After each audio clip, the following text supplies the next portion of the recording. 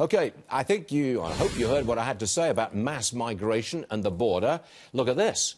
A Fox News poll finds that 56% of Americans oppose President Trump's national emergency declaration. Sean Spicer's with us, America First Action Senior Advisor and Spokesman. Right, Sean, I want a wall. I think the emergency declaration is the right thing to do, but it's not popular with voters. How do you see this? Well, look, I think both parties have made it very clear where they stand. The president wants to keep the country safe, stop the flow of drugs and migration, illegal migration, human trafficking at our southern border, and Democrats clearly are on the side of continuing to allow it. There's no other way to read the story. If you want to be against the declaration of a national emergency, then fine. Come up with another way to solve the problem. The House could have passed a bill where they extend funding and other resources to our southern border, but they didn't do it. So the question is, what are they for? They've now been against everything. And you can only conclude if you're against everything that you're okay with the problem. If Nancy Pelosi, as you earlier noted, doesn't think there's a crisis, then when something happens, whether it's the continued flow of drugs over, the trafficking of individuals through the southern border, the illegal flow of migration some of whom have committed crimes in this country, then you are then responsible for that problem. And I think that what the president needs to do is say, look, I've tried to work with Congress. I've tried to seek funding. I've tried to declare a national emergency. They've rejected me at every step of the way. And therefore, Nancy Pelosi and the Democrats have come down on one side. I've come down on another. You, the American people, with this upcoming election, choose which one you believe in.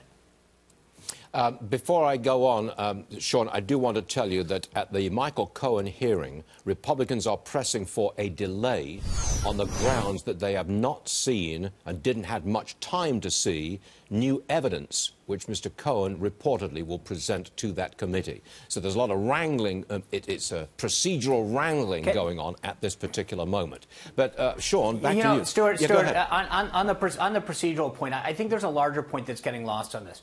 Whether or not you agree or disagree with President Trump, you support him or not, we used to have decorum in this country where when the president was traveling abroad, we kind of piped it down domestically. And the Democrats could have scheduled these hearings with Michael Cohen anytime they wanted. They knew when he was going abroad. He's not just traveling abroad through Europe for some kind of ceremony. He's sitting down with the leader of North Korea to try to solve the denuclearization of the Korean Peninsula, which would make not just that peninsula and that region safer, but the entire world. And the idea that we're facing this split screen, which is one thing, it's a cute little circus, but frankly, as someone who used to work there, it's a distraction. The president and his team should be putting in every ounce of effort into making sure that the world is becoming a safer place, something that he has already started to succeed on by North Korea not firing a missile. And the idea that the Democrats scheduled this hearing for this day, it would be malpractice for the White House not to pay attention. They have to know what Michael Cohen's saying, the accusations that he's lobbing, which means that every second that they're doing that, they're not focused on making the world a safer place today. And I think it's rather disgraceful. So you talk about procedures and the Republicans doing this. We've got to go back a little bit and talk about why we're even here right now. This hearing could be scheduled tomorrow, next week, and it would have been fine. That's Congress's role. They have a right to have the hearings that they want to and call the witnesses they do. But the idea that they chose today of all days really says a lot about the current Democratic Party.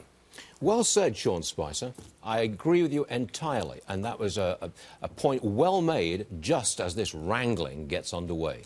Mr. Spicer, thank you very much for being with us today. We appreciate that. Thank you, Thanks, sir. Stuart. Sure.